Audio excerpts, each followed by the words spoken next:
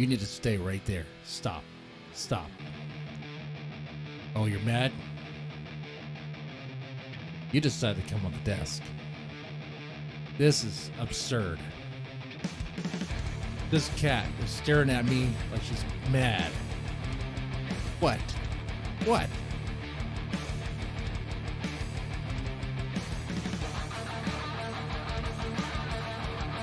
What's the problem, princess?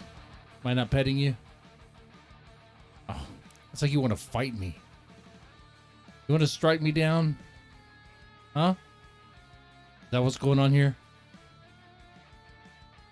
You want to hurt me? Want to put me in my place? Huh? I'm watching you. I'm watching you. You lash up my hands. I'm be lightning quick today. Lightning quick. All right. Oh man, I can't take my eye off her. Like it's weird. She comes to the desk because she loves me and wants me to pet her. But if I don't pet her the way she wants, or whatever the reason is, she'll lash out. I'm anticipating it. I'm trying to stop her from coming over here. She'll rub on everything. Stop. Okay. All right. Alrighty. So tonight, or this street, where are you going? You're no. You don't. No, why? Why are you doing this? No, get back over here. Oh my God. So we're gonna be ranting about $100 video games. We're also gonna be talking about hypotheticals of what it'd be like if we were to mix match various Japanese bands. Hey, stay right here. Stay. Okay? I don't know why you're looking that way. Hey, she's sitting on the mouse.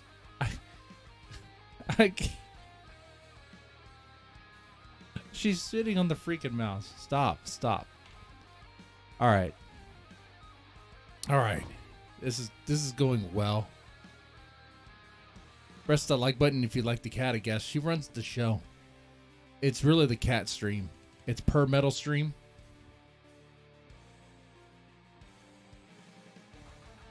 Yeah. So I noticed a lot of other channels, 2 other channels in particular, that talk about the same stuff I talk about.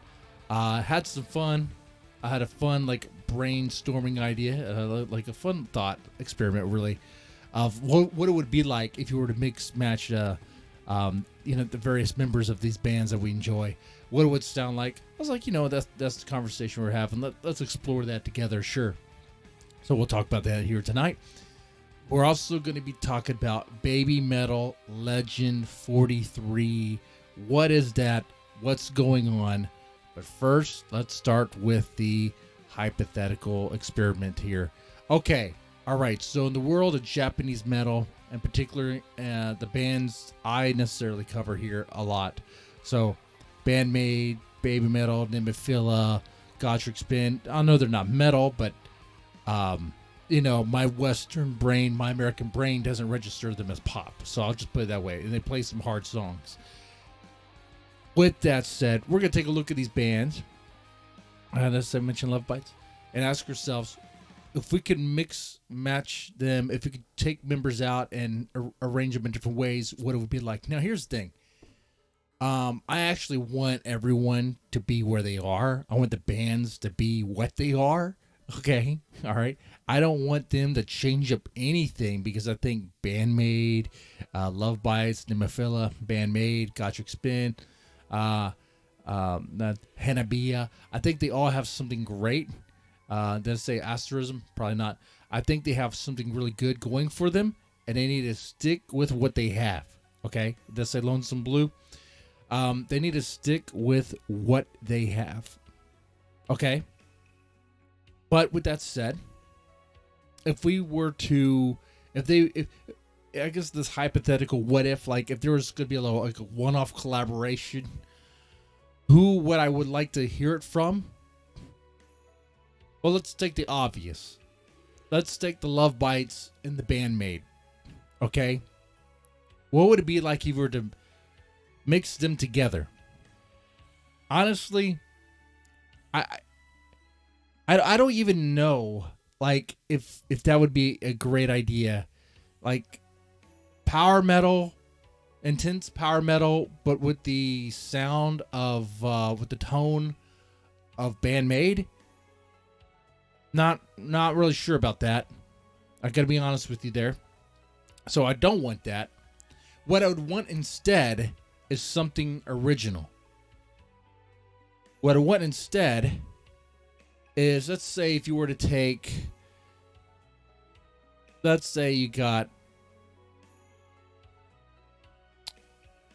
the Love Bites people, and you take a Sami and you swap her with a Psyche of BAND-MAID. I'm sorry if I mispronounced her name. It is what it is. Okay, welcome to the channel, brother. All right, but if you, I'm curious how her voice would go with it. I think there would be a problem. Like, they couldn't play what Love Bites would normally play. They would have to come up with something original, because our play a song that's more in the low octaves, like Mastermind 01 or MDO. You know, something like, but I don't think I've heard a Psyche sing in that particular way. Well, actually, I take that back. Yes, she can go fast, but okay. It's like, actually what I would rather want is not do that sort of thing. Not take this band, let it be that band, and mix it. No. I'd want to form, like, let's let. Okay, here's what I'm thinking. I'm thinking, take Midori and have her play alongside Konami. That could be really cool. Okay.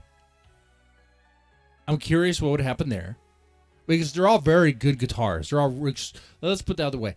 They're all really good guitarists. I think Konami could play what Love Bites plays. It's just that that's not her style. Okay. I mean, to this day, I have not heard Konami play like Gary Moore, but I'm pretty sure she could. Okay.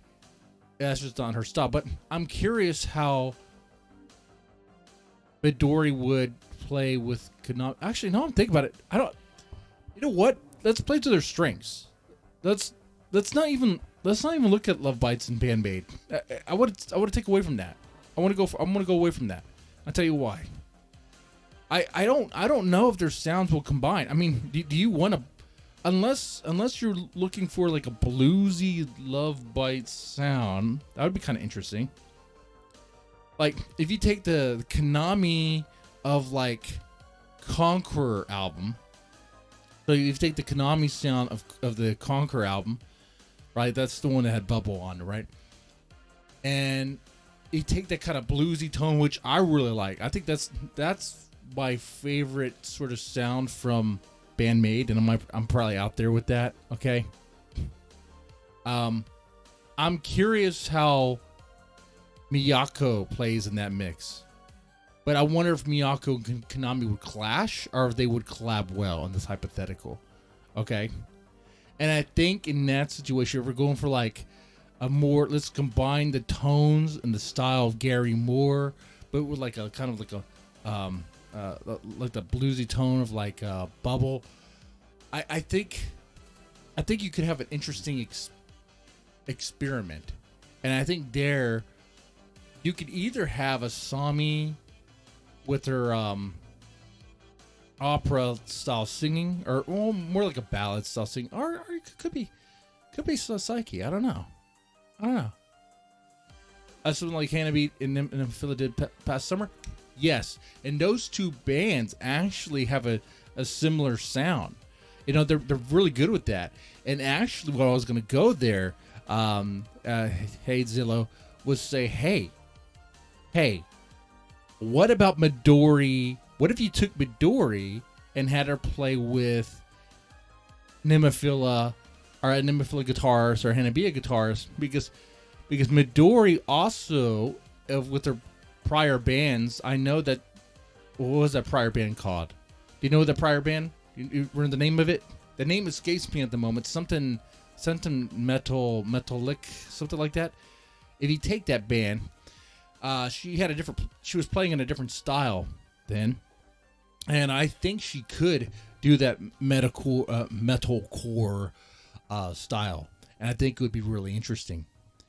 I would go even further and say, what if you took,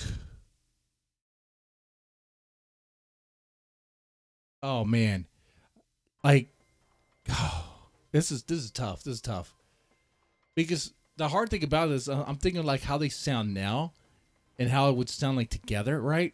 That's how we tend to look at this, right? We're asking about two different bands and the members, but really, if you put these different members together and ask them to come up with something new, work on the, like hey, maybe have some producers around to kind of guide them, be like, hey, come up with some stuff. I think you guys can do it. I think you guys can collab well.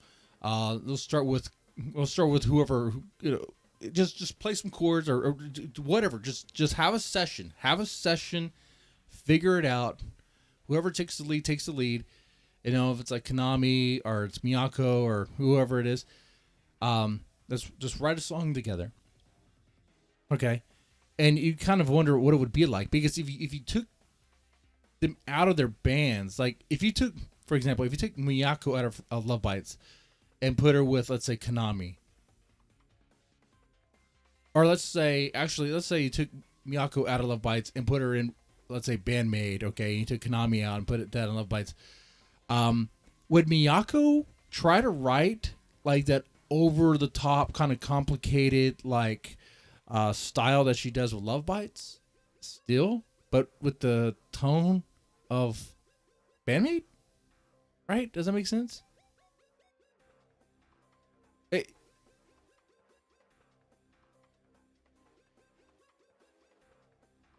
This is tough. This is tough. This is a difficult experiment here. Something to think about, huh? With different personalities, they might clash. That's the thing too, right? That's a big deal. Now, we know that Love Bites members like, okay, all right. So that's a good thing you brought there, Jerry. So let's go with who we know gets along, who's like friendly. Okay, Haruna and Akane are friends, but two drummers at the same time. If Gotrek Spin can pull that off, why couldn't they figure that out? That would be insane, right? And imagine that live. Akane and Haruna playing at the same time. I think the stage would collapse. I think the venue would fall apart. I think it would be a dangerous situation. Okay, I think there would be a tsunami there. I'm saying it's just going to be intense. Let's see. We know Miyako and Mayu and Nemophila are friends. I'll tell you what. Yeah, let's go crazy here. Let's go crazy with this experiment. Here's what I want. Not just one member go out from another and swap like that. No, let's go crazy and have them all scatter out. Okay.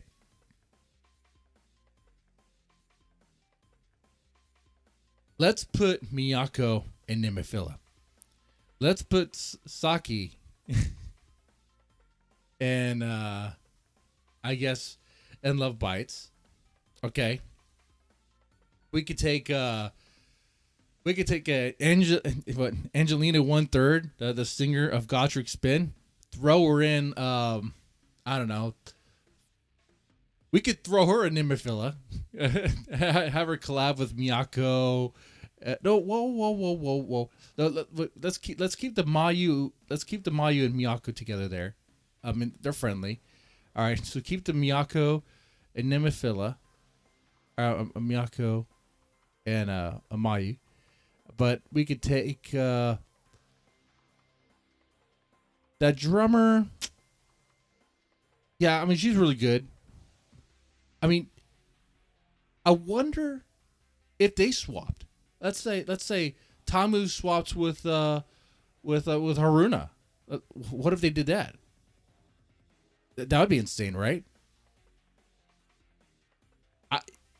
I mean, I know Tamu's a really good drummer, but can she do Bravehearted? Oh, I'm pretty sure she could, right? Because she plays really good, and she's really fast, and she has cardio. Like, she has a lot of stamina. Like, the thing is, like, they're very competent, right? But keep in mind, what I'll be asking for is an original song, something new. Don't just do a cover of like what is familiar. Like, come up with something new with it. Like, pretty much making a super group out of them and coming up with something new.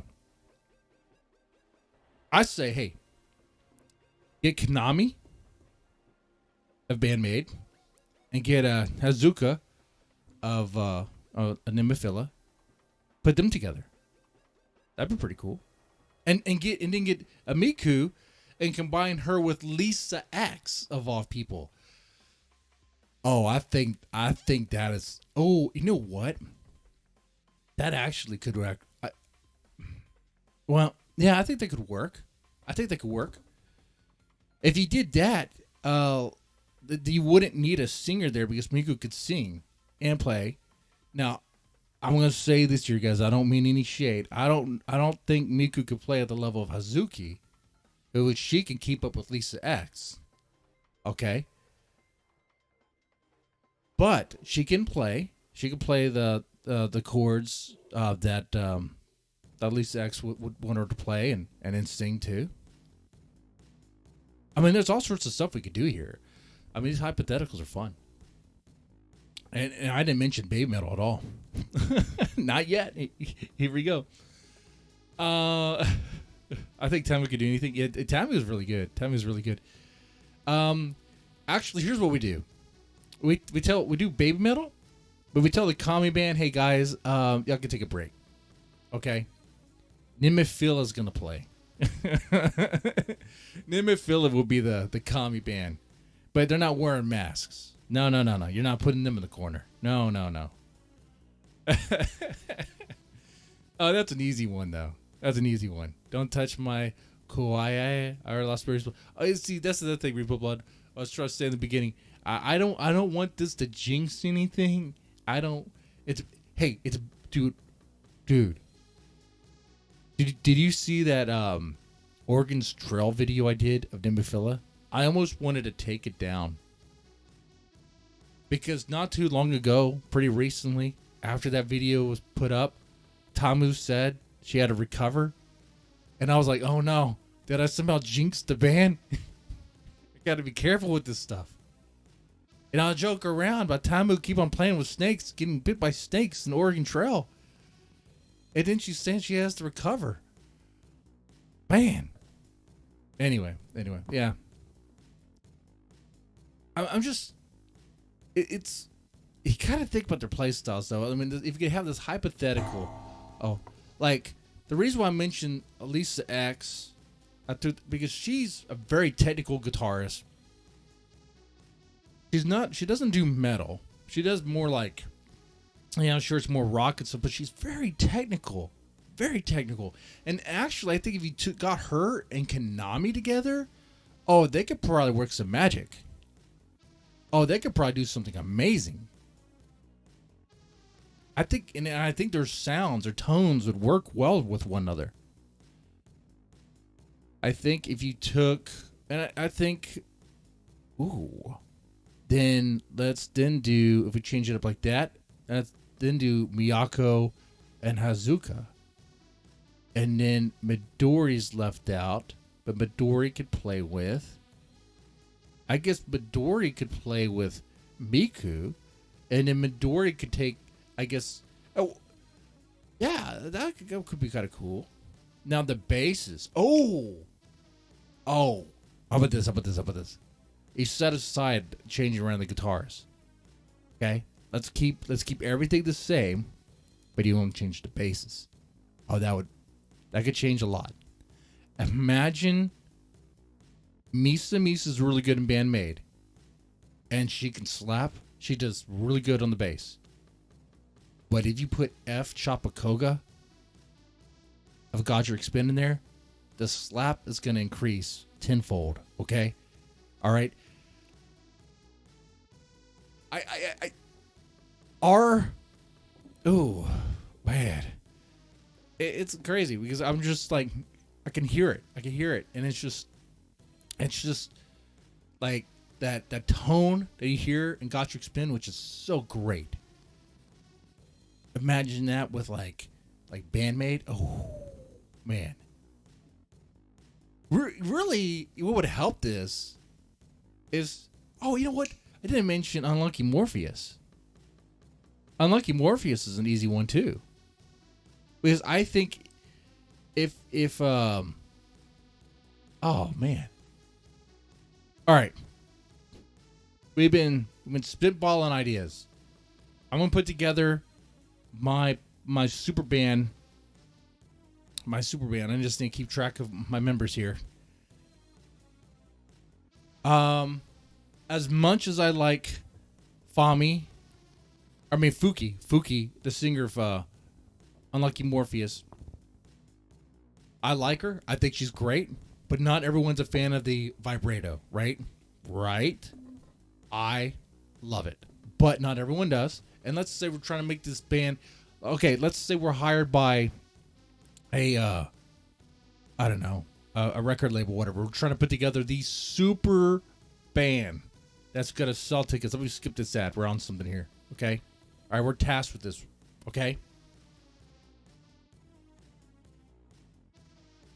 Someone, maybe it's Victor Entertainment or someone who's like, hey, we need to set this together. Okay. Who do you get? Maybe we'll call this Rant and Chill Incorporated or something. Okay. I don't know. Ooh. First, I want Akane on the drums. I want her on the drums. Okay? It was either her or Haruna. But I'll take Akane and Haruna at the same time. Whoa, don't clip that out. This sounds wrong the way I said that. No. I mean on the drums. Okay? Okay?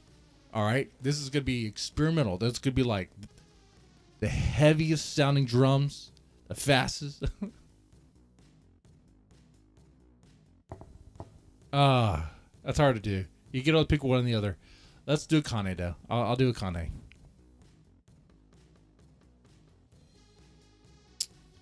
Okay. See, I can't even decide on that. I'm hard about this. Because all I could think about are Haruna's little red shoes when she's doing the double bass. I'm like, but you're going to need that for the camera. And, and Haruna's like cymbals for her setup and everything. You know what? Okay. Scratch that.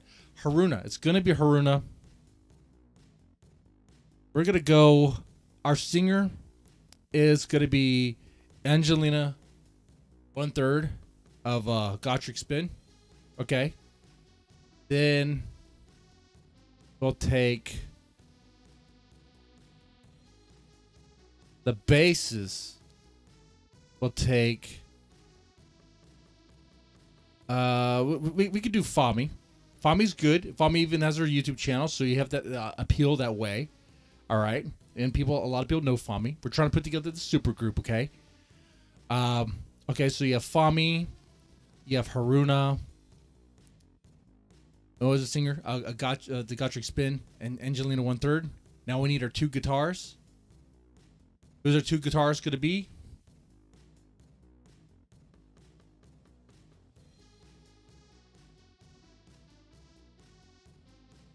Oh. Bangit Saki. Or we can get Miyako. Miyako? And who? We can't just do Miyako. But we can't just do Miyako and Midori. I mean, that would be great, but we gotta split this up. But they're great together. This task is kind of stupid because I'd be like, hey, actually these bands are great on their own. Why are we pulling them apart? Like, this is a incredibly dumb idea. These bands are successful and they're doing great.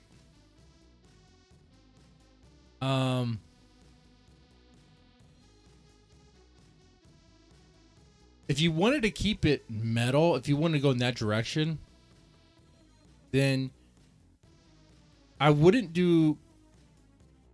Konami can play fast. Konami can play hard, right? So, oh, you know what? If Konami was to be put in the metal band, would she change her tone? Would she? Would she? I don't know what it is, the particulars of, like, you know, the amp settings and all that. Would she crank up the distortion? I don't know. But okay, let's do Miyako and Saki. Put them together. And then you have the singer from Gotrek Spin. Yeah. Ooh. I think that's it. I think that's my group. Just go with Love Bites. Summer would kill it. Oh, man. This was so hard. And also kind of silly. But that's the point of this. All right, let's not bury the lead too far in this. Come on, Baby Metal Legend 43. Hey, a lot of people will be clicking the stream for that, especially afterwards. Baby Metal 43? Legend 43? What is Legend 43? Let's put this on the screen here. That was fun, though. That was fun. Legend 43. Another show has been announced. Another special show. This is different than the Legend MM, which is Momoko special show. This is supposed to be the finale of their 2023-2024 tour, world tour. This is supposed to be the end of it. This is going to end it. Okay, but it's kind of weird that, because for an ending show, they seem to be like, so Baby Metal has put on like over like 90, I think over 94 shows this year. Quite a bit. And they've done pretty well for themselves. They started off with some pretty big venues and with big sets, right? And then they're going to end it playing at the Okinawa Convention Center, which only has a capacity of 5,000, which is kind of small for Baby Metal. It's a small stage for Baby Metal. So people are kind of wondering, even the Baby Metal News right here, I'm reading this from, is like wondering, that's a little odd. That's a little odd here.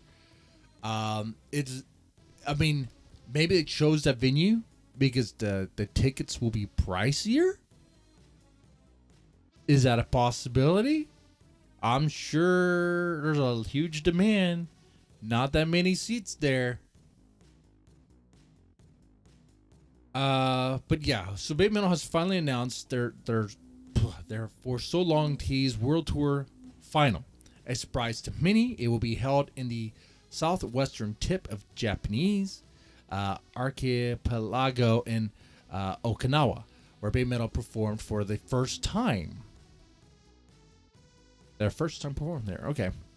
For many, the venue selected by Baby Metal is quite a surprise, since it's quite small for a Baby Metal tour final at the stage with a capacity of 5,000.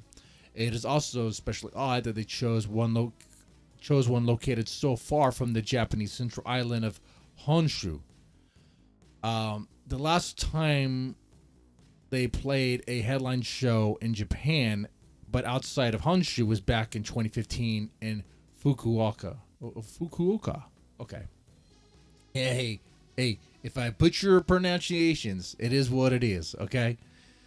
Ticket sales will be as usual for the one members, though it's required to be a member for both the 2023 and 2024, then open to all. This time they also have a special 43 tickets for those under the age of 22. Okay. And they have like a little ad here, which is, that's not the ad. Where's the ad? Right here. Okay. This ad, I like the quality of it. It reminds me of like 90s TV. Okay. Check this out. Love it. Love it. Oh, wrong thing. Love it. Absolutely love it. Let's crank up the volume here. It's low. That's the only thing I don't love. We're going to play this again. When I first saw this, I thought it was like a joke. I thought this was something from like the late 80s, early 90s, right? This looks like the quality of porn that I found under my dad's bed. Okay?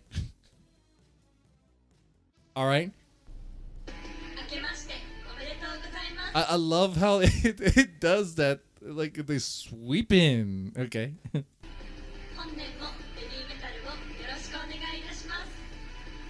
And I was like, wait, it is current because those are the current members. Like, when I first saw this, I was like, wait, what? What? This looks dated. And the lion dogs. That's important. That's important. Okay. All right. So that's pretty cool. Of course, I'm not going to be able to go there. You're not going to be able to go there. I mean, maybe you'll try. Maybe you're a diehard baby metal fan and you're going to hit it up. You're going to go there and all that stuff. You know what? I want to hear your story if that's the case. I want to know what it was like. I'm sure it'd be some sort of adventure there. Or maybe you're just a good storyteller. I would like to hear it. Yeah, I don't know what the set list is going to be. I'm sure it's going to be something really cool. What is the 43? I was like, what is Legend 43? Chat, I'm going to see if you can figure out what Legend 43 is before I read it to you, okay? There's like a 15-second delay with this stuff with the live chat. So I'm going to let you catch up. But what is the Legend of 43? What is the significance between 43?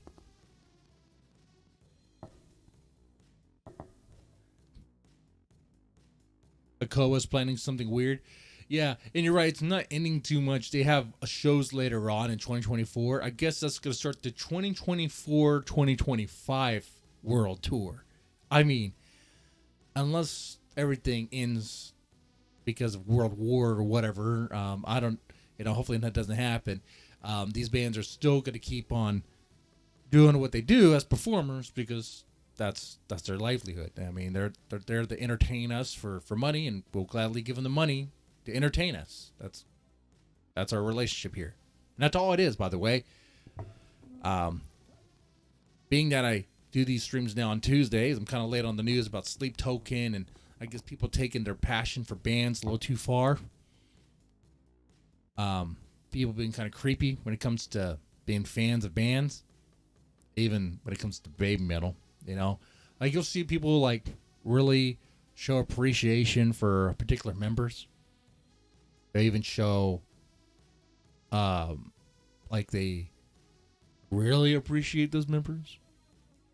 Like they worship them.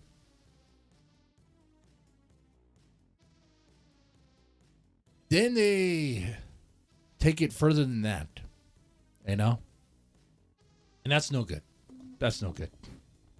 Just because you follow that band for years, just because their voice is in your head and your ear for years, and you watch all their videos, you watch all their performances, you see them smile at you. They're not newsflash. They're not actually smiling at you. I hate to tell you this. They probably don't even know who you are, and that's okay. That's okay. Maybe you're one of the lucky ones. Maybe Moa Metal. Maybe Sue. Maybe Momo Metal. Maybe Yui back in the day. Maybe they pointed at you. Okay. That was just a thing. It's not like after the show they were like, "Oh, remember that one guy in the crowd? Yeah, man, he was just super cool. Let's invite him back here. Yeah, that random guy. We don't know anything about him or who he is. Let's just invite him back here, backstage, to hang out with us." No, no. Yeah, some people go crazily, like over the line, without even like dox members or try to find their address and go to their home and think they're owed something that they're not. Don't be like that. I know you guys aren't. So no one said anything. What is the legend of 43? I know, right? The head scratcher. What is it? Something. Koba's playing something weird. It is probably something weird. It has to do with these lion dog things. Okay, it has to do with them, I believe. I say that kind of based on this.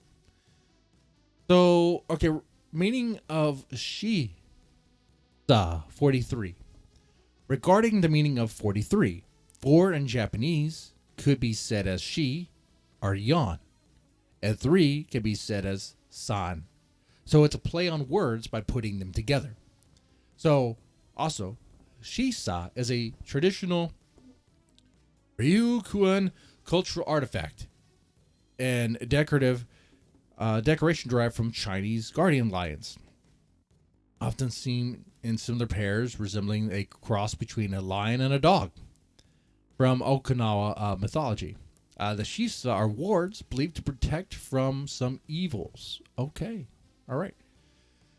Now, one thing that's pretty cool, and I found this out because of here, I'm not going to pretend like I didn't. Look at this. If you look closely at this, you can see, and you have to look closely.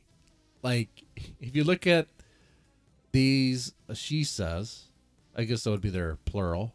So there's more than one.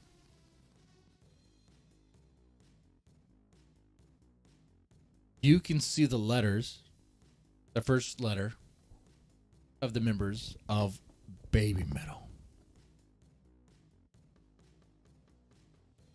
The first one you see MM, then the S, then the M.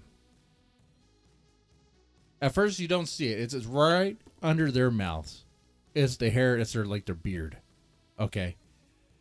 Their neck beard. Apparently their neck beards. Pretty cool. Very tiniest of details. Tiniest of details. That's why I think I agree with Hadzillo that Koba is planning something weird, probably planning something big and mysterious, as he tends to do. Because he'll put in like little Easter eggs, little things for you to find and kind of like, I guess, ruminate over, kind of dwell on. Or it could be something so small that you might not even notice it, right? When it comes to BABYMETAL, I don't think there's anything that's really done by accident. Even the stuff kind of done by accident is on purpose. Because only the fuck's God knows. Oh, that was a mistake. Okay. So that is the Legend 43. Pretty cool. Pretty cool. And someone asked in the chat, hopefully they record it. Yeah, hopefully they do. Hopefully they do. Speaking of recordings, there's also BABYMETAL news. They're going to be, so I guess a while back, and I remember seeing this, and I thought, oh, okay, that's interesting. There was this like special stream or show, live show, whatever, for BABYMETAL the One members. The BABYMETAL Apocrypha. Well, now you could see it. Now it's going to be available for everyone to see, but of course for a price. So it's not a live event necessarily. It's a pre-recorded live event. It's more like a theater. It's like you're watching the show that was recorded that was put on for the one members, and then now you can watch it. Which this is probably going to end up on Blu-ray, right? I mean, that's what I'm thinking here. That's going to happen. This of course explains all the details here. It's extra stuff that you could get into if you want to. I probably won't partake. I don't even know if I can watch this because it's not like a streaming thing. It's where like you have to be there to watch it. So, not gonna be able to do that. I don't see like a streaming option here. I just see tickets.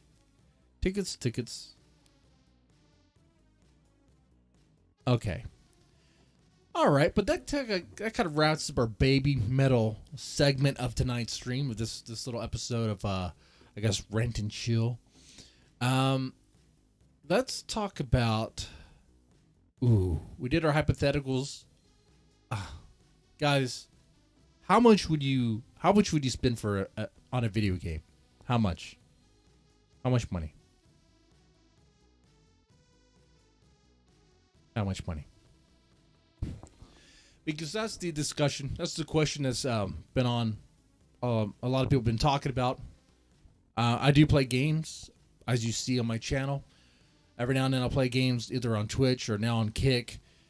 Usually I play older games, like anything that's still running on the Build 3D engine, which would be like Duke Nukem or Ion Fury.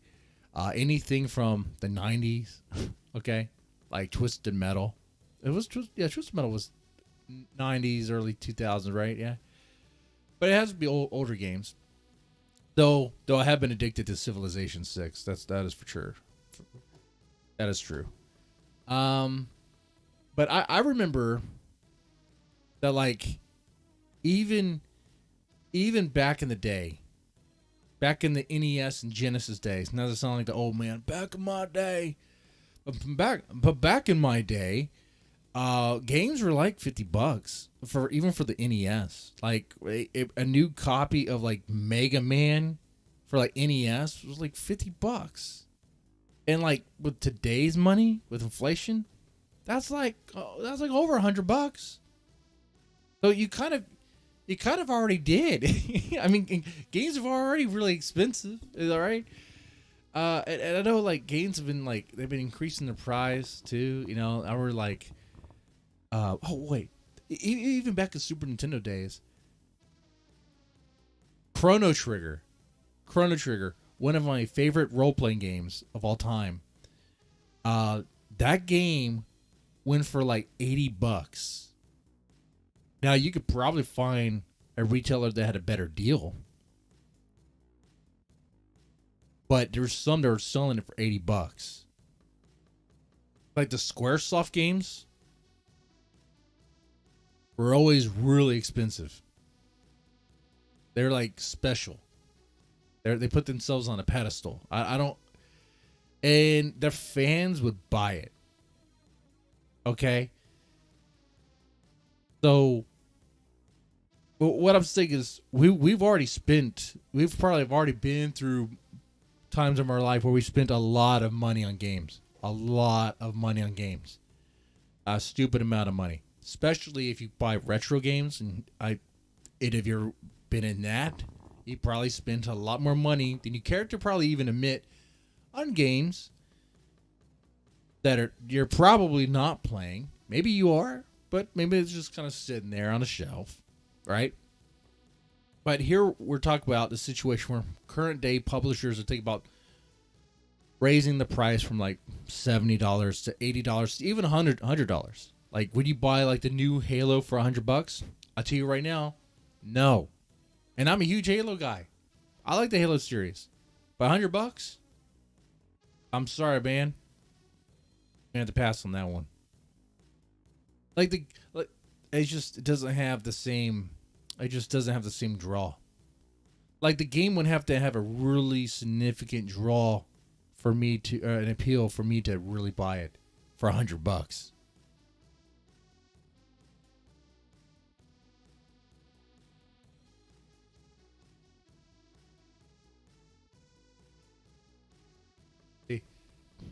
And see, hey, Zilla says, I've been years not paying any more than 30 on Steam. Yeah, exactly. You wait for the sales. You wait for the summer sales or whatever stupid sales there are currently, you know? You just wait for that, or you put it on the wait list and you wait until like it notifies you that, hey, this thing is now on discount. Or if here's the thing, man. Okay. I guess YouTube TOS, don't pirate stuff. Don't be a pirate, okay? However, there are times, we all know this, where you really want to play something, but you don't have the money for it. Or you have the money, but you don't think it's really worth that value. It's like,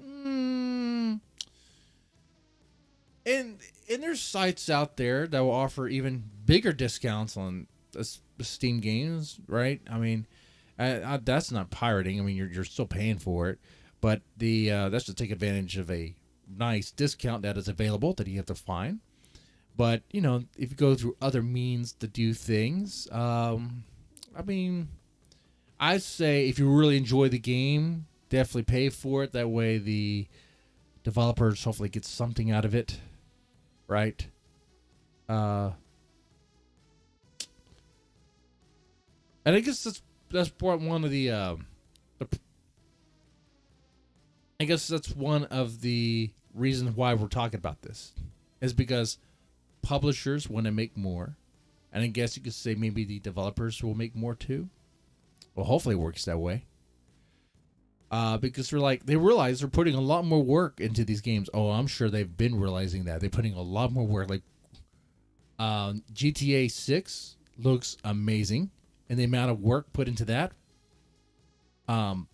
astronomical, right? It is a lot of work to create a virtual, almost like a real life simulator where you can just run or over hookers and do all sorts of crime without, actually having to pay any consequences. I mean, that's kind of like real life right now in certain cities. Certain cities, if you want to play GTA in real life, you can, and the cops won't even go after you because you didn't steal the right amount. Right? But people would rather just sit on their couch and play that sort of thing and be immersed in that world. And I realized the amount of time and effort and all that they put into it. Yeah, I'm sure they want to make more money. But we'll see what this guys say about it. We'll see. Let's talk about the that peaked the audio there. Prospective future of video games, where price hikes may very well be in the not so distant future. So games have already gone from $60 to $70, and if I recall, and remember, even back in the 90s, there were occasions where even in that time, there were games that were like $80. So, to me, still, this isn't really like brand new territory. And Repo Bob mentioned something to me in the Discord, being like, actually, people have been paying a lot more than that for, like, let's say Tekken, the new Tekken stuff. Which I knew nothing about because they still play Mario Brothers. Like, as if it's new. So, I'm over here playing Oregon Trail as if that's like the thing people really want to see. This first began happening sort of mid-2020 when Take-Two, in the form of NBA 2K21, decided to be what I believe the first AAA game to start charging $70 instead of $60. And once other publishers realized that we're ready to make that the new normal because NBA 2K21 still ended up selling well after the price hike, this began the trend of other publishers one by one going, all of our games from now on will be $70 or... Yeah, let me pause them right there. Yes. See, when people... So, yeah, they'll raise the price of these games. And if people buy them, which people will, oh, yeah, they're going to be like, okay, we made a good call. We're going to keep it at that price. There's no reason why they're going to reduce the price. Why would they ever reduce if they know that you're going to pay $80? Why would they reduce? They're not running a charity, right? They want to make as much money as they can off you because they believe they're giving you a lot of value for that, for the money you're spending. And so, yeah, if people will buy it, they will, and they're going to continue to push the limit. I mean, so we're going to see 90, we're going to see 100, and it's not going to stop there, right? It's going to be like, if people pay 100, oh, okay, well, what if? And there's people have already been talking about like this, like publishers, like I think Rockstar. What if instead of you buying it, what if it was like you paid for amount of time? You mean like a subscription service, like for an MMO? We've already done that, but it was like, how much is a WoW subscription? The last time I played WoW, it was like 2007, I think. I don't remember. It was around that time. And I think it was like $15 or something a month, or $20 a month. I forgot how much it was. But you gotta think that adds up. That adds up, you know, man. Anyway. Or certain My whole point of that is that they're gonna continue to increase. select games that we deem to be, you know, high budget enough and AAA enough will be $70. Even Nintendo with Tears of the Kingdom, they decided to make that game $70. And so where do we go from here? Is that going to be $70 for Tears of the Kingdom? Is that a good value? I mean, I'm legitimately asking. I think I have Breath of the Wild. I have tried to play it. It was cool. But I don't. I try to tell this to my son. I guess I'm like an old man now. I guess that's what it is. I was like, I liked it better. When you could see him on when it was like overhead on the Super Nintendo. Zelda lost me a long time ago. I still play Links to the Past. No, but I recognize it is a good-looking game and it's cool to play. It just, and also too, dude, like I have other things I do here. Like I do this channel, and I work and stuff. So I like a lot of time, and not a whole lot of time to invest in something. And like games are like, especially like open world now. It's like like let's say what's that space game people were talking about? Not No Man's Sky, but the recent one, the Sky Star something. The one where you build spaceships. Well, that's not like No Man's Sky. You know which one I'm talking about? The Skyrim in space, right? Starfield, right? Is that it? I haven't even played that. I don't. It's like I don't even know. I don't even feel the desire. It just doesn't. I see that it's a cool looking game, and I probably would like it. I just know if I did that, I probably wouldn't do these streams or do videos. I would stop. It would suck. be the standard for a while? Well, I think publishers at the very least contemplating the move to raise that ceiling again to $80, maybe up to $100 if recent activity and surveys are anything to go by. So right here we have a report detailing how Blizzard has been sending out surveys asking if players would be fine spending $100 on not even like a full-size AAA game, but on a DLC, specifically. Oh, shut up. Now that's ridiculous. $100 for DLC? Hey, far be it for me to tell you how to spend your money. I'm just saying for me, I'm not doing that. No bueno. Okay? No bueno. I'd rather spend that $100 on a hooker than spend $100 on DLC. All right? I mean, that's what I thought a hooker was anyway. Down low content. Never mind. Okay. I know my lame jokes are killing this channel.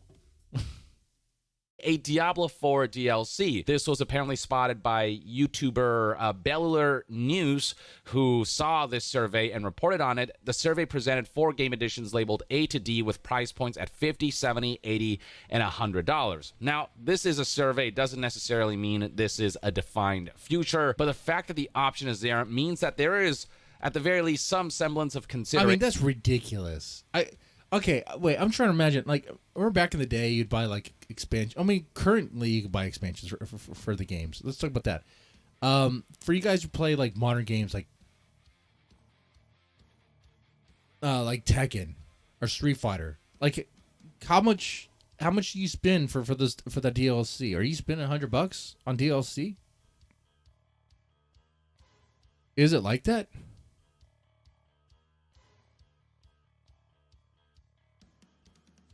Let's see. I'm trying to see. I was sent some images. I'm trying to see. Check my Discord real fast. I want to take a look at that. Because I think the image I was sent had some DLC stuff that was like, oh, I see. For like Tekken 8, it was like $90, and then the deluxe edition was $133. Wow. And then the ultimate edition is $146. And then what? And then I heard there's games where like they have like New Game Plus that's hidden behind a paywall. What the hell? What? You earned a New Game Plus. What's that crap about? And it's already in the game. What do you mean you have to pay to play it? It's already in the game. That doesn't make any sense. Like, that reminds me, when I hear New Game Plus, I'm thinking Chrono Trigger. You beat Chrono Trigger, guess what? You can play it again with more stuff, whatever. Okay. New Game Plus. It was already in there. It was already on the cartridge. You didn't have to pay anything extra. Okay? And I know these games, there's a lot more going on to them than like, 16-bit sprites or whatever, and some MIDI music and whatever. Okay, I know there's a lot more going on. But it seems weird. It seems, what's the word? Greasy to put that feature behind a paywall. You might, if the effort is to, I know these companies are trying to make a dime. They're making lots of dimes. They're making whole quarters over there. They're making whole freaking $100 bills over the Benjamins, okay? But if the option was to buy the game for $100 or buy the game at $60 or $70 and then spend extra money on New Game Plus, I guess I'll choose the 100.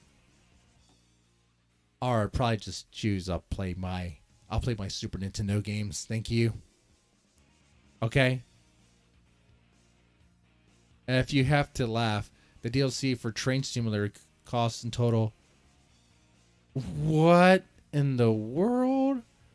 Okay, are you serious? The DLC for Train Simulator costs in total $5,000.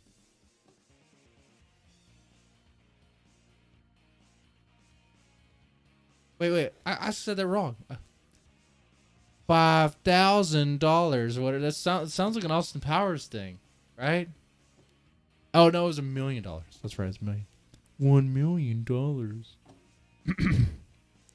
Austin, $1 million isn't quite a lot anymore due to inflation.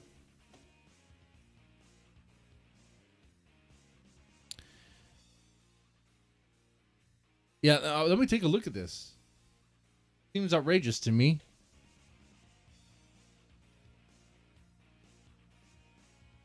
Let's go to the site. All right. Train Classic Simulator.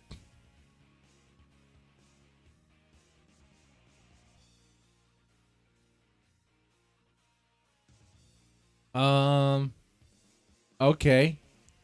I'm seeing these bundles for like 62 and wait, does it just keep on going? Oh, wait. I see. Content for this game. All these extra DLCs. When you're just getting a freaking train. You're just, for like for $20, you get an extra train? A different type of train? Spending $20 on a digital train to play on your digital train set? Oh my god, it just keeps on going. That's ridiculous. Ridiculous, ridiculous. Oh man. Oh. Oh. Well. Damn. That's a good grift there. That's a good grift. Holy crap. Oh, that's where he gives you the total, huh?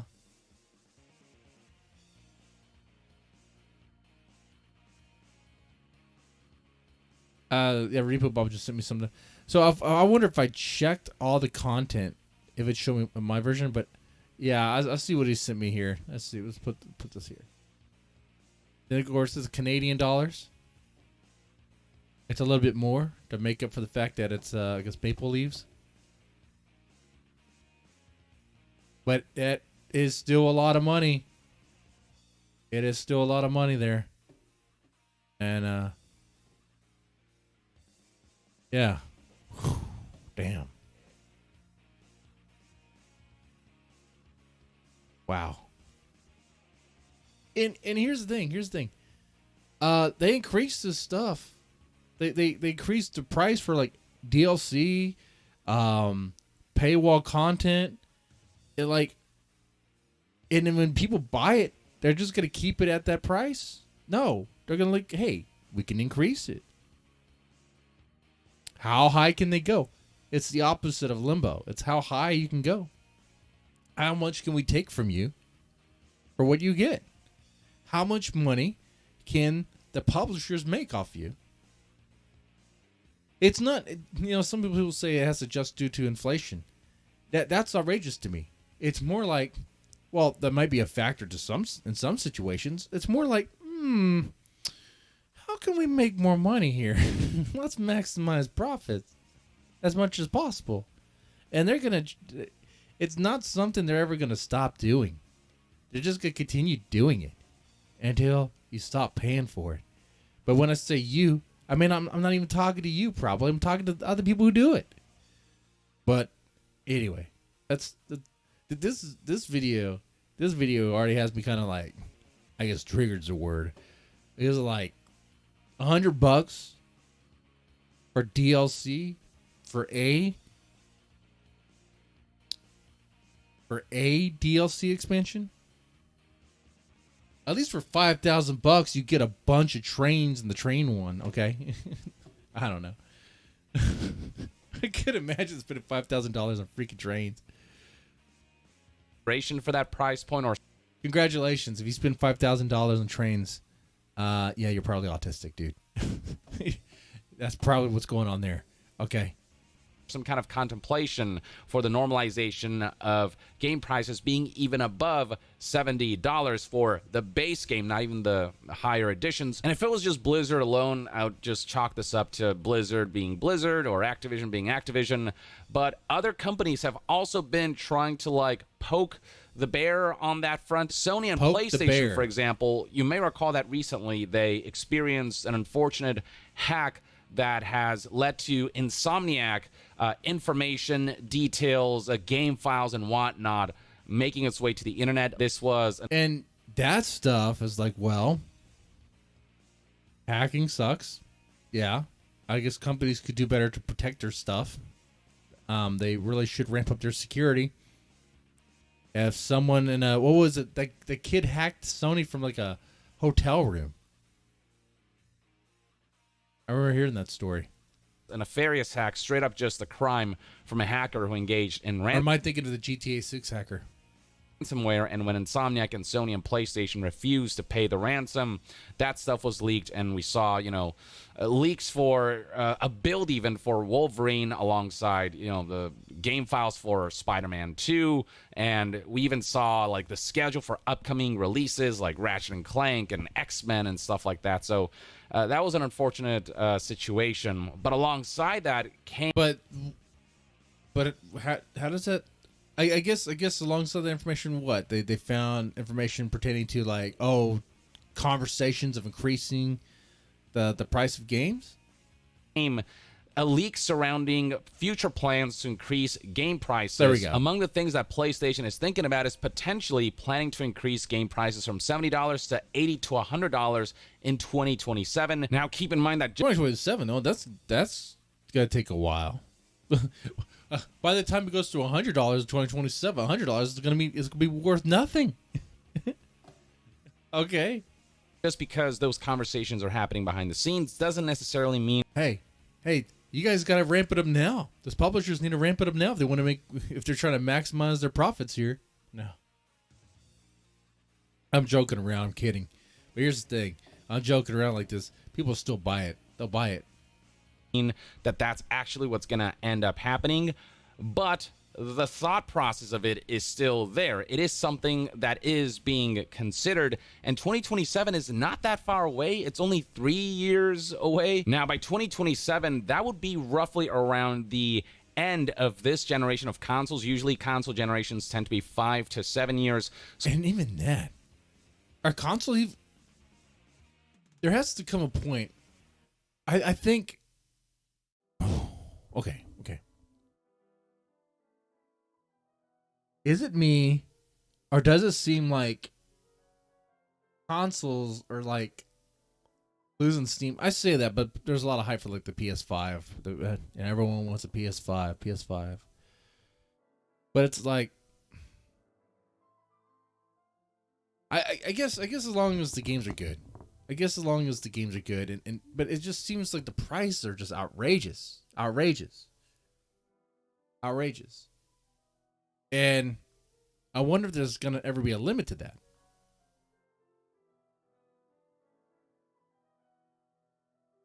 I don't know.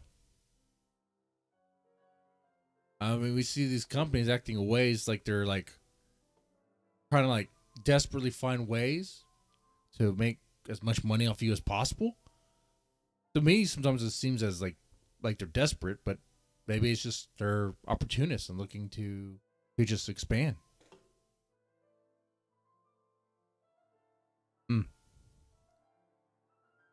Yeah. Consoles seem like an obsolete model. Like I don't like, just at some point you might as well just get a PC. If you're gonna spend, how much is an Xbox One or Xbox Series S or whatever, that tower thing? Might as well just buy a new PC. I'll play the same games and can do more with it. It actually serves as a way to be functional. I can utilize it for like streaming. I guess you can stream on consoles too, but can use it for putting together like YouTube videos and whatever. Okay, make my little 16-bit game. I could do stuff with it. So that'd be sort of towards the end of PS5's lifespan. So maybe the plan is with the next generation of consoles, with PlayStation 6 and whatever the next Xbox might be, the goal might be to standardize an $80 to $100 price point for games. It seems as though that is in the talks, and it's not just one company. It's multiple companies who are either sending out surveys or discussing such plans behind the scenes. And then there are publishers who haven't directly said that they plan to increase game prices, but have put opinions out there that game prices are too low and that the value is too good almost. So, for example, here we have Strauss Zelnick, CEO of... Yeah, this is what I was talking about. This is what I was talking about right here. Yeah, they have been talking about this. The value, the prices are very, very low for what they offer. Get ready for an arcade model. I think that's what they want to come back, where you pay to play per life. I think if publishers could find a way to do that, they would do that. I think I recall hearing, was it Activision, was asking, why couldn't we have it where the players paid for each bullet they shot in Call of Duty, or every time they reloaded? Can you imagine that? And see, here's the thing, like this stuff, while they're trying to find ways to maximize their profit, it's going to eventually, it's going to hurt. It's hurting. It's going to be, oh, sorry, it's going to hurt this industry. It's going to kill it. It's going to kill it. You could exploit this as much. It comes to a point to where it's just not going to work. Like if you made it to where Call of Duty, you had to pay like $5 to reload. I mean, there still could be people who are going to play the game. There's people who are going to pay that $5, but it's going to decrease. It's going to be like, oh, what the fuck is this? I'll play the first-person shooter that doesn't have that mechanic.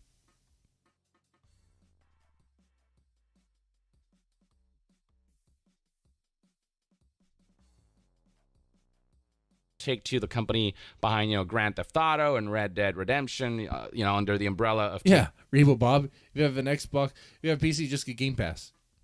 Exactly. to his Rockstar Games, as well as 2K. When speaking to investors back in November of 2023, here's a quote that was transcribed by New Silent Rock Paper Shotgun. Our frontline prices are still very, very low because we offer many hours of engagement. The value of the engagement is very high, so I think the industry as a whole offers a terrific price-to-value opportunity for consumers. There's a great deal of value offered, and look, it's our strategy here to deliver much more value than what we charge consumers.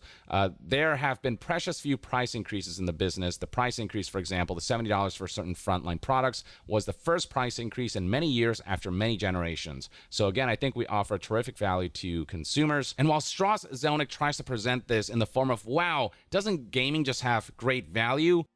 Wait, on this, while I was talking about this, I was thinking about something that happened recently that had to do with what Ubisoft, where it was like, and this isn't something new. I think some other companies have tried this too, or try to say this, that when you buy a game, you don't actually own the game, and they could change that game at any time. They could change the stuff around or whatever.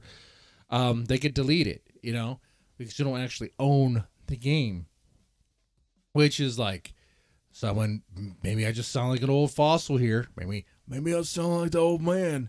But back in my day, when you spent $50, $60 on a game, you had that physical cartridge or the disc or whatever. You own that. You can put it in your machine and it's gonna work unless you scratched it up or whatever. Unless your cousins came over and messed it all up. But like, no one's gonna change it. They're not gonna change around the characters. They're not gonna alter it to make it more acceptable for the times, right? They're not doing any of that because you have it there. Okay? And now a lot of people are cool with like games being stored on like servers and clouds or whatever. And it's like, well, the problem is, the publisher, the developers can go in on the back end and change things around. Put out a new update. Do you want to get that update? I probably don't want to get that update. Oh, okay. Well, if you don't get that update, you're not going to be able to play on our servers. That's like, what do you do there? That sucks. That sucks a lot. I mean, I think gamers are being shafted. Gamers are definitely being shafted, and they're not respected. Like you're not seen as someone. You're just seen as a wallet. You're just seen as someone to get money from, and you're not respected. Like, you don't actually own the product. No. They will. Let's say you bought something because you liked it in a particular way. Guess what? They could change that. They could change the designs of the characters and change the whole game, whatever. And guess what? You're gonna be satisfied with it. Oh man. Anyway. That's their mentality anyway. Is sort of an underlying meaning where when you read between the lines, it's him saying that games are too cheap, and on some level, he would likely like to see games increase in price point beyond $70. And do keep in mind that Take-Two was among the first, if not the first, on a large AAA scale to begin selling games at $70, which created this domino effect where other companies decided to join in once they saw that one publisher got away with it. And I think the scary part is that if Take-Two really wanted to sell certain games, like say Grand Theft Auto 6 at $80 to $100 even, they could probably get away with it because it's freaking Grand Theft Auto. In fact, there's already online activity. Yeah, I think he has a point there. GTA 6 would definitely sell for $100. I don't think I would buy it for $100. That would probably be the one. I don't. That's a lot, dude. That's. I think I'd have to sit that one out. I think I'd have to watch videos of people playing it. You already know I'm not getting on the PC on the computer. It would be too new. Oh, this computer probably wouldn't be able to run it. Showing that certain people are like, I'm actually fine with GTA 6 costing $100, and some folks agreeing with it. There's also plenty of disagreement. I mean, that is a huge price hike. $70 to $100, that's $30. Here's the thing, they're gonna charge $100 for it, and they're still gonna have a bunch of downloadable content or like the freaking microtransactions. You're gonna pay that heavier price, the bigger price, and yet you're still going to be nickel and dimed with all these microtransactions. They don't care about you, man. Extra for a game. And look, GTA 6 technologically is going to be on a whole new level. That's its budget, true. I think it's rumored to be around $1 billion to $2 billion. But if it costs too much to pay, I mean, like if you don't pay, you don't play. I understand that. But hey, if I don't play, they don't get no pay. So if a lot of people follow that, then maybe they'll be a little bit slower, a little bit more hesitant to increase these prices. It is a super high budget game, but even if sold at $70, it can make its money back and then some, because this game is going to sell insanely well. But beyond that, there is going to be the GTA Online offering, which is going to be, near infinitely monetizable for many years to come if GTA 5's online mode is anything to go by.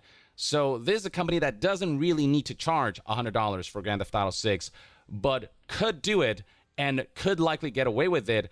I don't think that's actually what's going to happen. There are rumors that this could be something Take-Two would or might do, but I personally think it is going to sell at $70, but the thought of like they could probably do $100, and if they were to do that, other corporations and other publishers might be like, ooh. Well, I mean, when does it come out?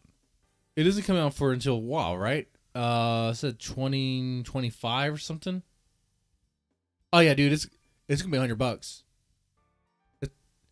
I'm gonna say, I might be wrong here. If I'm wrong, I'll take 5 shots of Jack Daniels in a row. Boom. Gentleman Jack. Boom, boom, boom, boom. I'll open that bottle live, too. If I'm still streaming when it comes out. I should still stream. But, like, dude, at that time when it comes out, they're gonna be brazen. They're gonna be brazen enough, bold enough to do it. It's gonna be $100. It's gonna be $99.99.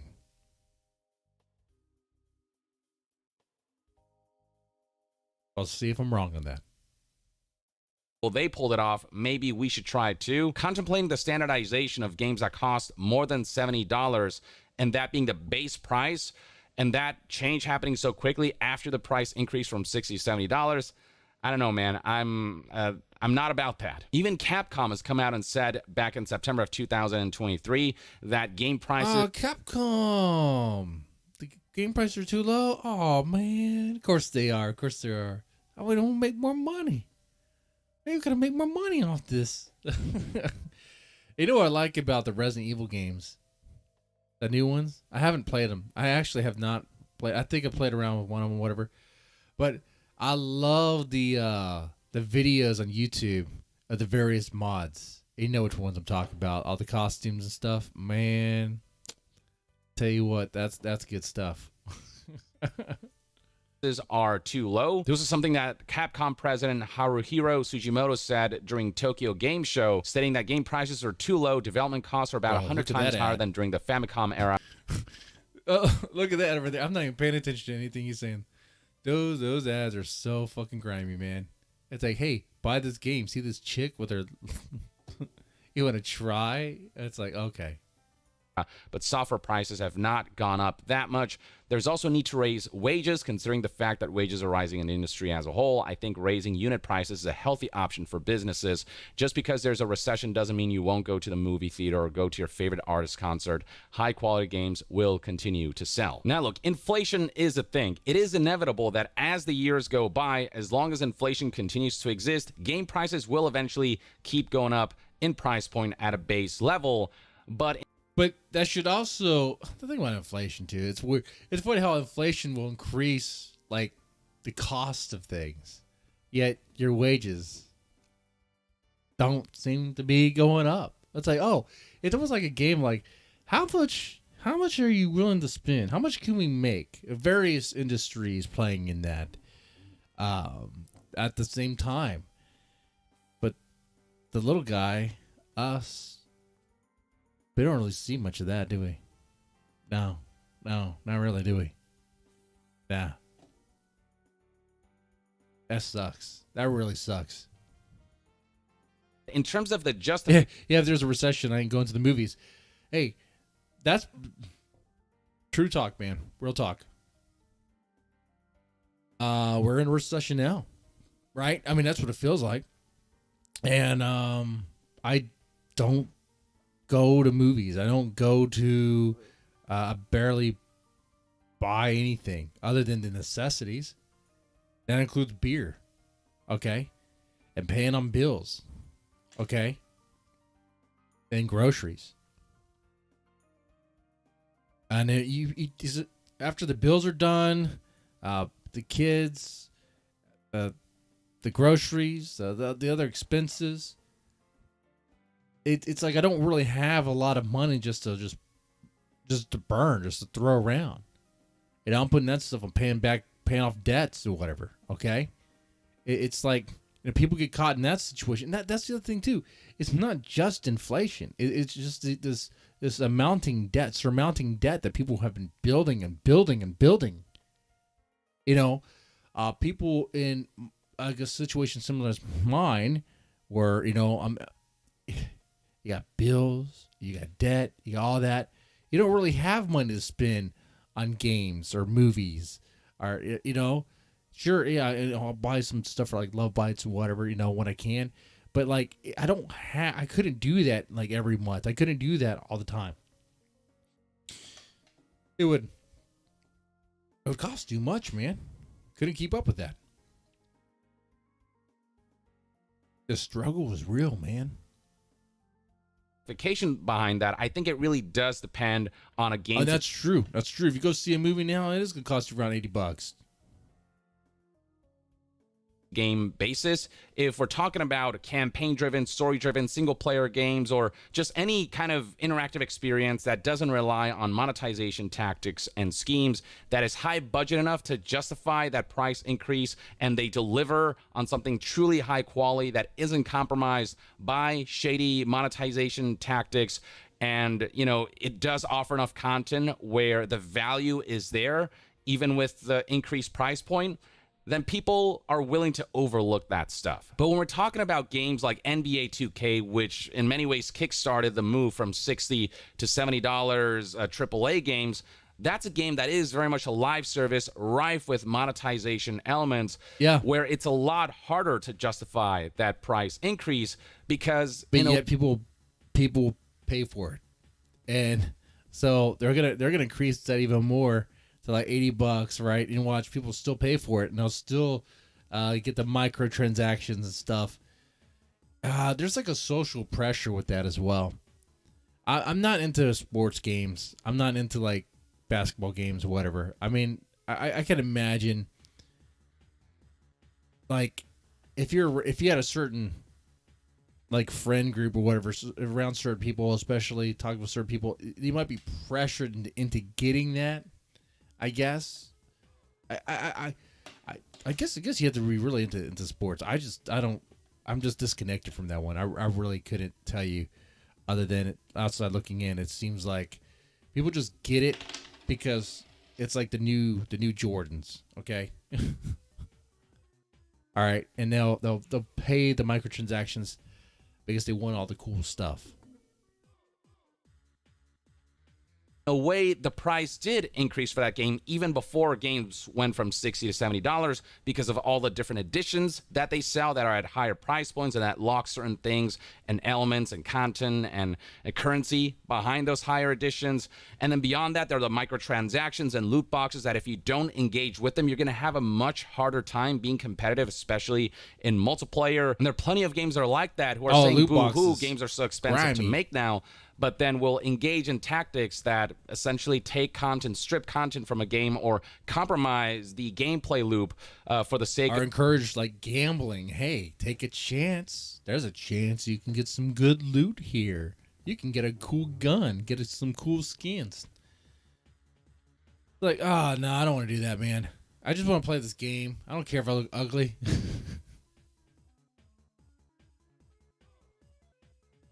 Oh, wait. The other guys are playing with guns. They're like, break the game if I don't get them. Well, then I guess I'm not playing the game. It's just like that. Of manipulating players into having to spend money to have a more ideal experience. And so in that way, prices have gone up. Games have become significantly more expensive to engage at an ideal. Yeah, and they also increased ways to expand their revenue off these games. So yeah, now listen to this guy's like, wait, you mean that's not enough? On top of the microtransactions and these loot boxes and other ways to maximize profit from the games currently, now you want to raise the prices even more? Oh, man, that's like a flat-out middle finger to you. It's... level, and it's not as if... I'm not feeling the love from these companies. Publishers are going to increase the base price of games to $80 to $100 and then pull back on the monetization now that they're able to... Don't expect them to pull back on that. Why would they pull back on that? That's like expecting the government to not tax you. What? You mean to tell me you think companies are going to roll back microtransactions when they sell something for for a higher dollar? No, man. They're not going to shut off the valve on the cash flow. They're not going to turn that off. They're going to keep that going. They're going to find ways to increase that. Like, this is motivated by profit. This is motivated by greed, man. And they'll say, yeah, we want to pay the developers more. How much of that is going to the developers? Got to ask that question. Oh, we want to increase wages. You do? Could you increase the wages now? Oh, I'm really curious if the company looked at the salaries of everyone, especially the very fat cats on top. Like, could we... Here's the thing, too. I'm not even a commie guy. I like capitalism. I want people to be able to make money. But there's times when people say stuff like this. They'll put in the key words, but it's like they're lying to you. They're lying to you. They're like, they just want to make more. They're not satisfied. They're never gonna be satisfied. All right? Never gonna be. It's like a human. It's like innate in it's an innate human trait, just to want more and more and more, maximize as much possible for money. Even more of that shiny stuff. Sell games at a higher price point. No, they're gonna just, they want their cake and eat it too. They want to increase their games to 80. Of course they do. Who doesn't? Who doesn't want the cake and then eat it? That's what you do with a cake. $100 and also continue to employ monetization elements to generate the maximum amount of profit while putting out the excuse that games are too expensive to make, and games prices haven't gone up in so long when they technically have, when you consider all of the different monetization tactics that do make games more expensive if you want to have sort of the maximum amount of fun with those games and experience the maximum amount of content. So yeah, in those scenarios where games have such aggressive monetization elements, people are going to be a lot less lenient about seeing those price increases, even with inflation, because games have experienced price inflation through other forms beyond the base price point. So I think that... Yeah, exactly. But I know what he's expressing. He's trying to say that he doesn't think it's going to happen, right? But it could happen. Oh, I think it 100% is going to happen.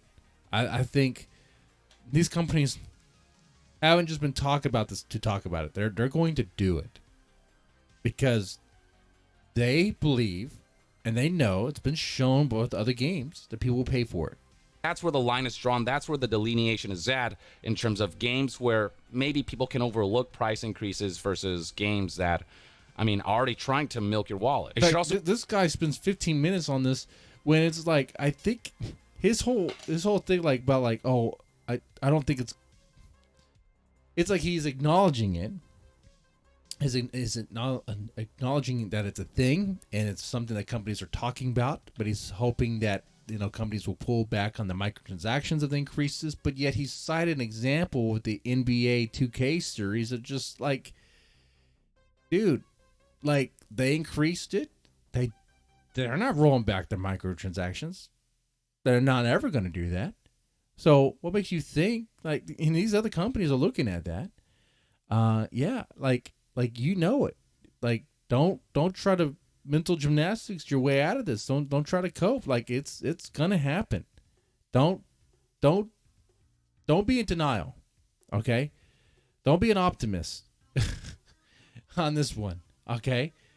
Because the reality is they're going to raise the price.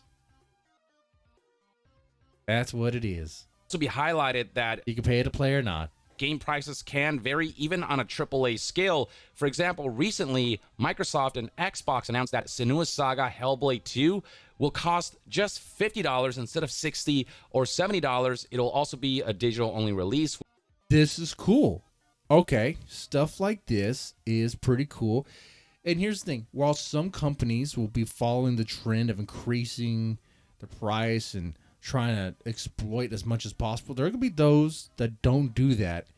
And I wouldn't be surprised if they end up selling more or getting more of a fan base or whatever. Because here's what's going to happen with me. Let's say games continue to go up and they're like $100 and microtransactions are crazy. I'm going to continue buying like the indie game that gets my interest. That's what I'm going to look at. And they usually don't cost much. They usually cost around maybe like $30 at max, at most. They cost next to nothing, right? And they're usually on good sales. Actually, lately, the games I've been buying have been indie games. This cat, look at this cat. This cat's like getting very comfy. Okay, look at this cat. I mean, she's gonna scratch me soon. Watch. Because she's right on the mouse, and her tail is hitting me. Okay. Which might disappoint some, but $50 for this game is a pretty good price point, and they adjusted that because this is going to be a similar length to the predecessor, so roughly like 8 hours to complete the game, which is more than the $70 Call of Duty Modern Warfare 3 campaign experience, but it's not, say, like a 20-hour to 40-hour more fleshed out AAA game experience. It's a shorter experience, one that's very, artsy and cinematic and all these things, but recognizing that people look at things in terms of value, they decided to put the price point a little lower than the $70 standard right now, which is, I think, a very admirable move. And I think there's room for different games to have different price points based on their offering, based on its quality, the budget, and the amount of hours that is on offer and how high in quality those hours are. But I predict that most publishers will just take advantage of a higher ceiling of base price points for games. Oh, yeah, they will. 100% they will. To just make more money rather than to try to make their games better by reducing monetization. Oh, man. If companies were focused on making games better, Call of Duty, that series has been running on the same Quake. It was like a modified Quake 2 engine. I don't even know if it was like a Quake 3 engine. I think they had to have switched the engine by now, right? It's been a while since I looked this up, and the last time it was relevant, I think, was still during Modern Warfare 3. But yeah, for the longest time, that series had been running on a very dated engine. They just been like I guess just ramping up the the graphics part of it. Okay, I mean that's all you really need to do. Fresh coat of paint. There you go. Make it look cooler. Sort of. With effects and stuff. Okay, I'm curious on that though. White talks, I'm gonna search it with this. Elements now that game prices are able to maybe make up for some of the development costs or anything like that. It's just an extra layer of monetization that they can excuse if that becomes normalized. And so that's where my fears lie, and that's where I think games may very well start to become too expensive if freaking $100 becomes normalized for game releases and purchases. And there's also a case to be made about game development budgets becoming too inflated and games becoming too complex and Okay. Yeah, the engine was originally based on the ID Tech 3. Okay, that would be like the I think that's the Quake 3 engine.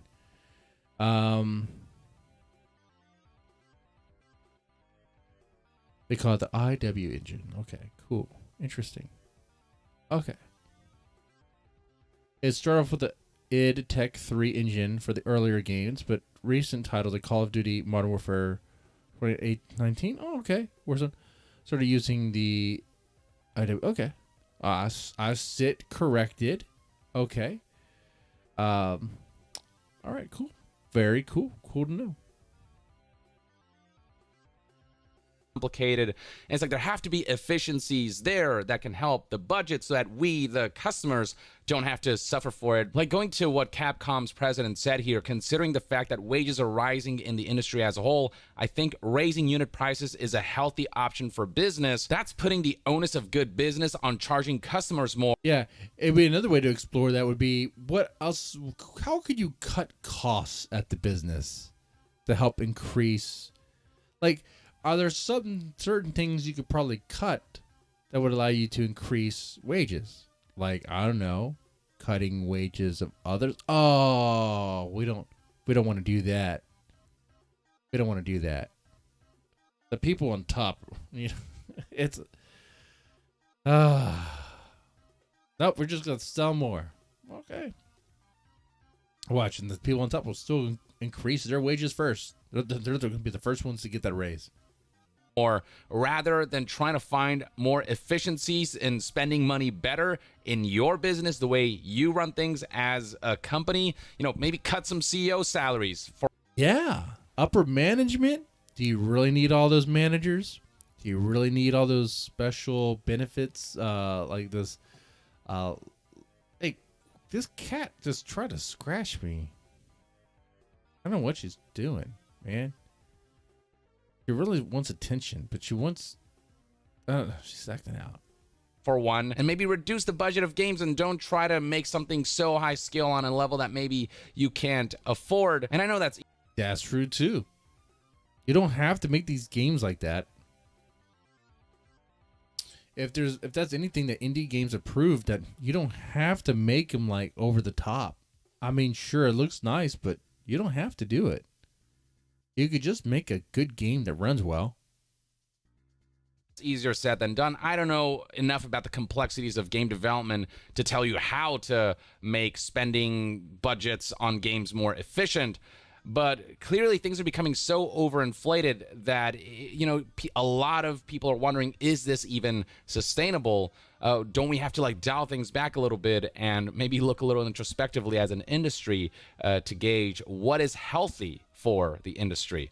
And, you know, that's on you as a business, as corporation. Yeah, I don't have a problem with anything he's saying here. As game development companies to look into that as well, instead of having us pay by increasing unit prices and stuff and relying solely on that to make up for maybe potential. But the thing is, they know they can increase the, you know, what he's saying is idealistic. What he's saying sounds correct, but that's not the way the companies are going to look at it. They're just not looking at it that way.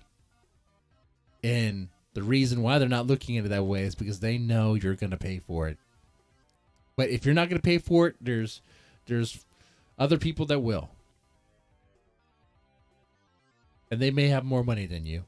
Or may be willing to spend more and go more in debt.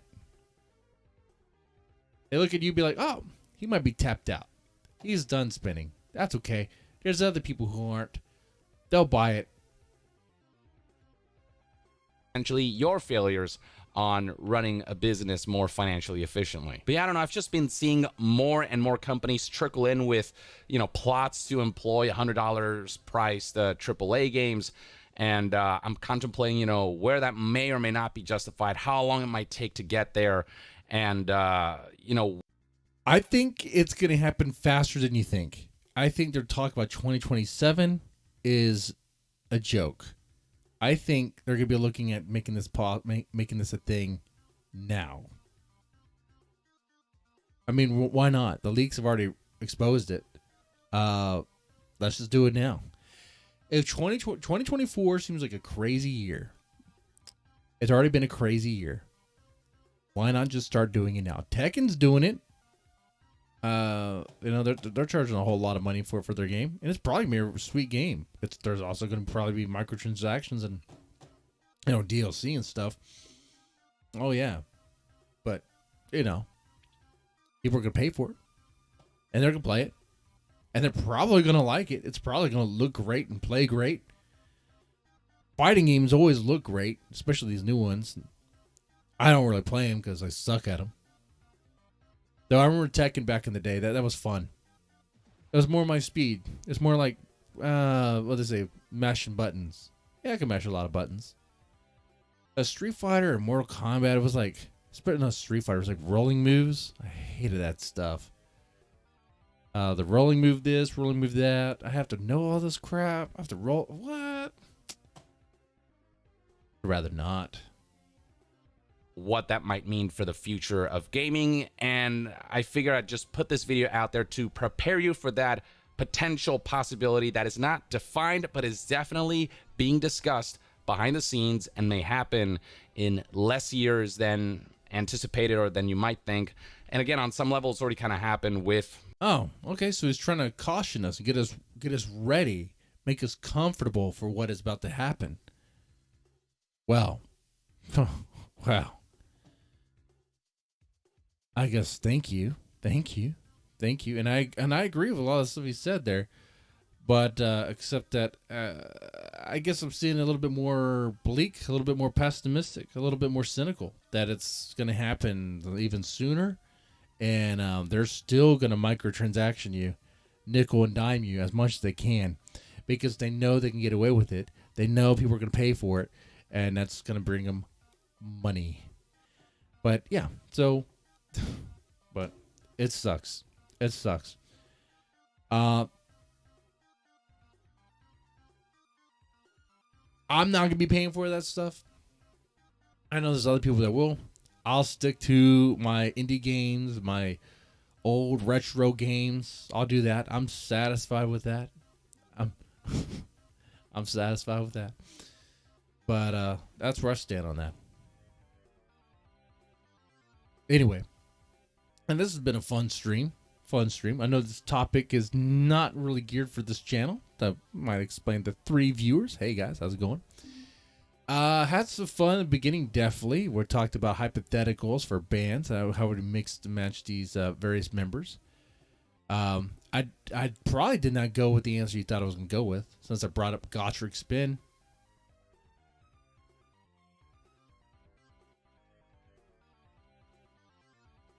I think I went with Fami with that. I did. F Chapacoga would be a really good fit for that as well. Anyway, we talked about BABYMETAL, the Legend of 43, and what that means. And yeah, all right, well, and how game companies, publishers are going to be increasing these prices and still going to be nickel and diming you because they know some people, a lot of people, are going to pay for it. Maybe not you, but other people will. And that's just the sad reality. How could you stop that? When people stop paying. That's how. But anyway, with that said, you guys take it easy and have a good one. Yeah.